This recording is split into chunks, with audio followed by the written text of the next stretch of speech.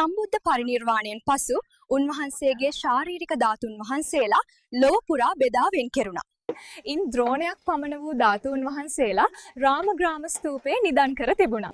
නමුත් හදිසියේම මහා ගම් වතුරක් ඇති වුණා. ඔයින් රාමග්‍රාම ස්තූපය විනාශ වී ගියා.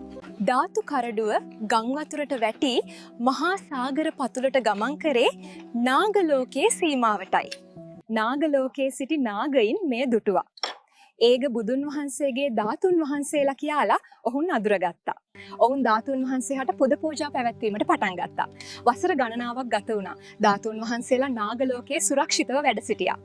ස්වර්ණමාලී මහා සෑයේ තැන්පත් කිරීමට සර්වට්ට ධාතුන් වහන්සේලාගේ අවශ්‍යතාවය මතුවුණා. රජතුමා මේ පිළිබඳව සෝනුත්තර නම් ෂඩ් අභිලාභී භික්ෂුන් වහන්සේ සමග කතා කළා. සෑයේ තැන්පත් කිරීමට සර්වඥ ධාතුන් වහන්සේලා අවශ්‍ය වෙනවා ස්වාමින් වහන්සේ. ඔව් රජුනි. එය එසේම විය යුතුයි. නමුත් මේ මොහොතේ ධාතුන් වහන්සේලා වැඩ සිටින්නේ කොහෙද? ධාතුන් වහන්සේලා වැඩ සිටින්නේ නාගලෝකේ. නාගලෝකයෙන් ධාතුන් වහන්සේලා ගේන එක නම් ලේසි වැඩක් නෙවෙයි. නාගලෝකයට ගොස් මම ඒ රැගෙන එන්නම්. ඉන්පසු සෝනුත්තර ස්වාමින් වහන්සේ අධ්‍යති බලය උපදවාගෙන ජලයේ කිමිදෙන්නාක් මෙන් පොළව යටට කිමිදුණා. මේ පැමිණ සිටින්නේ කවුද? මිනිස්සෙක් නාගලෝකයට ආවේ කෙසේද? මේ පැමිණ සිටින්නේ බලගතු භික්ෂුවක්. නාග රජුනි, මම ඔබගේ ලෝකයට ආවෙත ස්වර්ණමාලී මහා සෑයේ තැන්පත් කිරීමට ධාතු රැගෙන යන්නටයි. ඉතින් ධාතුන් වහන්සේලා රැගෙන යයි කියලා බය වුණ නාග රජතුමා ඔගේ සහෝදරයාට රහසෙම කියනවා ධාතුන් වහන්සේලා හංගන්න කියලා. ඉන්පසු නාග රජුගේ සහෝදරයා ස්වාමින් වහන්සේට සොයාගත නොහැකි වේවි සිතා ධාතුන් වහන්සේලා ගිල ඔහුගේ කුස තුල සගවා ගන්නවා. ස්වාමිනී, ඔබ පරක්කු වැඩි. ධාතුන් වහන්සේලා අප ළඟ නැහැ. බොරු නොකියන්න රජුනි. මා හද දිවසින් සියල්ල පෙනෙනවා.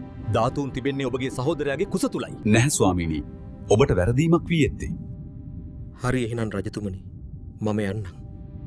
ස්වාමින් වහන්සේ සූක්ෂ්මව අදුෂ්‍යමාන අතකින් නාග රජුගේ සහෝදරයාගේ කුස තුල තිබූ ධාතුන් වහන්සේලාව ලබා ගන්නවා. කිසිම කෙනෙකුට නොදැනී ධාතුන් වහන්සේලා ලබාගත් භික්ෂුන් වහන්සේ ක්ෂණිකව අහසට පැන නැග්ගා. මද වේලාවකින් හොර භික්ෂුව ධාතුන් වහන්සේලා රැගෙන පලා ගොස් වහාම ඔහු අල්ලා ගන්න. නමුත් ඒ වන විටත් භික්ෂුන් වහන්සේ ලංකාදීපයට වඩිම කරලා අවසන්. ඉතින් යාළුවනේ ඊට පස්සේ දුටුගැමුණු රජතුමා මහත් උත්සවශ්‍රීයෙන් ධාතුන් වහන්සේලා ස්වර්ණමාලී මහා සෑයේ තැන්පත් කරා. වගේ වැදගත් වීඩියෝ බලන්න ඔයත් කැමතිනම පේජ් එක ෆලෝ කරලා එකතු වෙන්න යාළුවනේ. ඊළඟට ඕනේ මොකක්ද කියලාත් කමෙන්ට් කරන් යන්න.